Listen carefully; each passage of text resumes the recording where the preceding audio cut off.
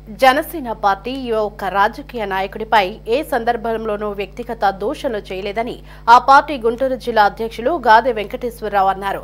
నాదెండ్ల మనోహర్ అనే స్థాయి వైసీపీ నాయకుడు అంబటి రాంబాబుకు లేదన్నారు. సంక్రాంతి పండగకి లాటరీ టికెట్లు అమ్ముకునే అంబటి రాంబాబుకు జనసేన నేతల్ని అనే స్థాయి లేదన్నారు. ముఖ్యమంత్రి సహాయ నిధి డబ్బల్లో 15% కమిషన్ అడిగి బాధితులతో చీకొట్టించుకున్న గనుడు అంబటి రాంబాబు అని గాదె వెంకటేశ్వరరావు వ్యాఖ్యానించారు. వైఎస్ఆర్ పార్టీకి సంబంధించినటువంటి ఒక విదూషకుడుగా మారిపోయినటువంటి అంబటి రాంబాబు గారు ఏదో ఆఫీస్లో ప్రెస్ మీట్ పెట్టి నోరు పారేసుకోవటం వాళ్ళకి సహజ గుణం అనుకోండి. నోరు పారేసుకోకపోతే మనం ఏమైనా అనుకోవాలి.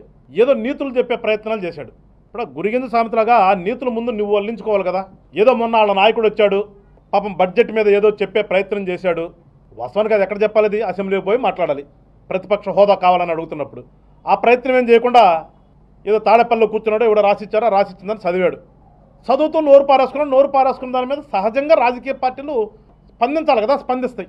ఆ స్పందించిన దానికి పాపం ఈ విదూషకుడు గారు వచ్చి నిన్న ఏదో గింజుకుంటున్నాడు. నువ్వు నిన్నెందుకు కూర్చున్నావు? నువ్వు నిన్న మీ జగన్మోహన్ రెడ్డిని ఏదో అంటున్నారన్నా కదా నువ్వు కూర్చుంది. మరి మా నాయకులు అన్నప్పుడు మేము కూర్చుంటాం కదా. మరి ఆ మాత్రం ఇంగిత జ్ఞానం లేదా నీకు? మేము ఆయన ఏదో మాట్లాడితే మేము మాట్లాడాం జనసేన మమ్మల్ని పంచులోపతిస్తా అన్నారు, చెప్పులు విసురుతా అన్నారంటావు. ఎందుకన్నావు ఆ మాట? మీ వాడిని నోరు జరగడు కాబట్టి అన్నాం. మరి నువ్వెందుకు వచ్చావు?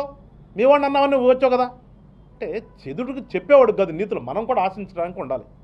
ఎప్పుడూ కూడా జనసేన పార్టీ నాయకులు కానీ ఏ ఒక్క రాజకీయ పార్టీని మా అంతటిగా మేము నోరెత్తి మాట్లాడింది కానీ క్రిటిసైజ్ చేసినటువంటి సందర్భం కానీ ఏనాడు లేదు మా రాజకీయ ప్రస్థానంలో.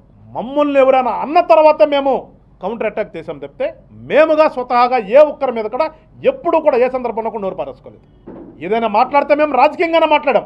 ఎక్కడా కూడా వ్యక్తిగత హననాలు చేసే విధంగా ఏ రోజున పవన్ కళ్యాణ్ గారి దగ్గర స్టార్ట్ చేస్తే కింద ఉన్నటువంటి కార్యకర్త వరకు కూడా ఎప్పుడు మాట్లాడలేదు మేము. ఇప్పుడు బడ్జెట్ గురించి మాట్లాడాల్సిన ప్లేస్లోకి వెళ్ళి మాట్లాడి మీరు జనం వింటారు. ఇప్పుడు మీరు ఎవరికి ఏం చెప్పదలుచుకున్నారు? మీరు గతంలో మీరున్నప్పుడు గత ప్రభుత్వాలు వచ్చి అసెంబ్లీలో కొట్లాడే కదా. 2 3 4 మీరు హోదా ఇచ్చినా ఇవ్వకపోయినా మేము ఏం చెప్తాం, నేనే ఇచ్చాను హోదా అని. సరే నీకు ఆ యొక్క పవర్ నీకు ఉందా లేదో మేము కిందకి వదిలేస్తున్నాం. నిన్న కూడా మళ్ళీ అదే మాట్లాడతాడు అంబటి రాంబాబు గారు. ఇది కాస్త తెలియగలడం అనుకున్నాం మేము. క్లియర్గా ఉన్నాయి కదా, రూలింగ్స్ ఉన్నాయి. పార్లమెంట్ రూలింగ్ 1956లో అప్పుడున్నటువంటి ఫస్ట్ లోక్సభ స్పీకర్ గారు మాల్వాంకర్ గారు ఒక డైరెక్షన్ ఇచ్చాడు. ఆ డైరెక్షన్స్ ప్రకారం 120, 121 ప్రకారం కూడా 1/10 ఉండాలి అనేది చట్టం. అది ప్రొసీడింగ్స్. అది దాని ప్రకారం లేదు కనుకనే మొన్నటి రోజున స్పీకర్ గారు మీకు అది కుదరదురా బాబు, మీరు మామూలుగా సభ్యుల్లాగానే వచ్చి మీరు మాట్లాడవచ్చు అని అన్నారు. నువ్వు సభ్యుడిగా అసెంబ్లీకి వెళ్తే నీకు టైం ఇవ్వకపోతే నువ్వు అప్పుడు వచ్చి బయటకు వచ్చి గగ్గోలు పెట్టు. ఎవరు కాదంటారు మిమ్మల్ని? ఏమీ లేకుండా మీ ఇష్టం వచ్చినట్టుగా మీకు ఆఫీసులో మీకు టీవీ పేపర్ ఉందని చెప్పేసి మీరు మాట్లాడుకోవటం, రాసుకోవటం, తిట్టడం.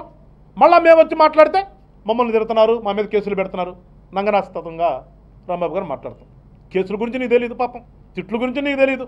ఎప్పుడు మీ నాయకులు కానీ మీరు కానీ ఏ రాజకీయ పార్టీని తిట్టిన సందర్భాలు లేదు, రాజకీయ నాయకుల మీద కేసులు పెట్టిన సందర్భాలు లేదు, మీ ఇష్టానుసారంగా ప్రకృతి సంపదను దోసుకున్నది లేదు, మీ ఇష్టానుసారంగా అధికార దుర్వినియోగం చేసింది లేదు. చాలా నంగనాచి పాపం రాంబాబు గారు ఇవాళ వచ్చి కూటమి ప్రభుత్వంలోని మంత్రుల మీద అభియోగాలు చేస్తారు. వైఎస్ఆర్ పార్టీకి సంబంధించినటువంటి ఒక విదూషకుడుగా మారిపోయినటువంటి అంబటి రాంబాబు గారు